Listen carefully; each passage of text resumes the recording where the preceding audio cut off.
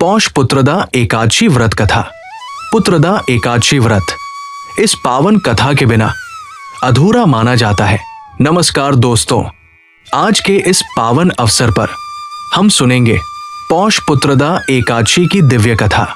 कहा जाता है कि इस व्रत को करने से भगवान श्री विष्णु संतान से जुड़ी सभी परेशानियों को दूर करते हैं।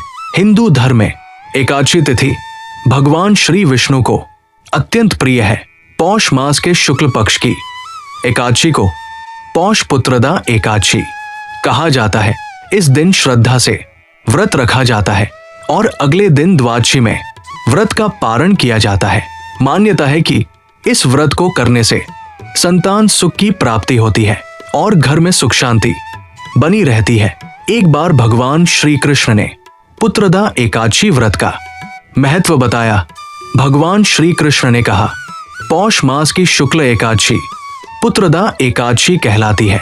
ये एकादशी सभी पापों को नष्ट करने वाली और सभी कामनाओं को पूर्ण करने वाली है।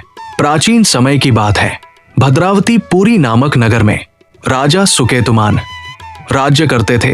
राजा की रानी का नाम चंपा था। दोनों धर्मात्मा और दयालु थे, लेकिन राजा और रानी के जीवन में एक बड़ा दुख था। उन्हें कोई संतान नहीं थी। संतान न होने के कारण राजा और रानी हमेशा चिंता और शोक में डूबे रहते थे। राजा के पितर भी चिंतित रहते थे, क्योंकि उनके बाद तर्पण करने वाला कोई नहीं था। एक दिन राजा घोड़े पर सवार होकर अकेले वन भ्रमण के लिए निकल पड़े। घना जंगल था। कहीं सियारों की आवाज तो कहीं उल्लुओं की बोली सुनाई दे रही थी।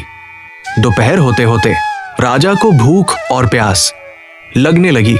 जल की खोज में राजा को एक सुंदर सरोवर दिखाई दिया। सरोवर के तट पर अनेक मुनियों के आश्रम स्थित थे। उसी समय राजा का दाहिना नेत्र और दाहिना हाथ फड़कने लगा। ये शुभ संकेत था।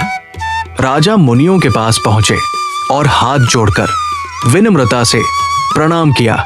मुनियों ने कहा, हे राजन, हम विश्वेदेव हैं। हम यहाँ माघ स्नान के लिए आए हैं। आज ही पुत्रदा नाम की एकादशी है। ये व्रत करने वाले को पुत्र प्रदान करता है। राजा ने हाथ जोड़कर कहा, यदि आप प्रसन्न हैं तो मुझे भी पुत्र का वरदान दीजिए।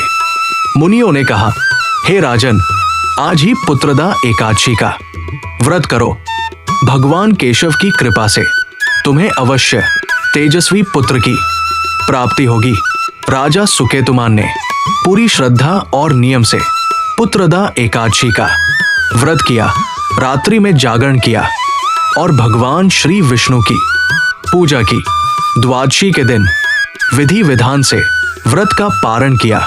इस व्रत के प्रभाव से कुछ समय बाद रानी चंपा ने गर्भ धारण किया।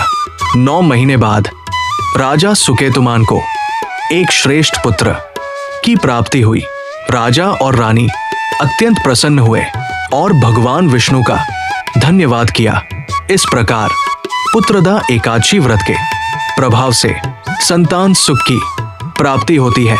जो भी श्रद्धा और विश्वास से पुत्रदा एकादशी का व्रत करता है और इसकी कथा सुनता है, उसकी मनोकामना अवश्य पूर्ण होती है।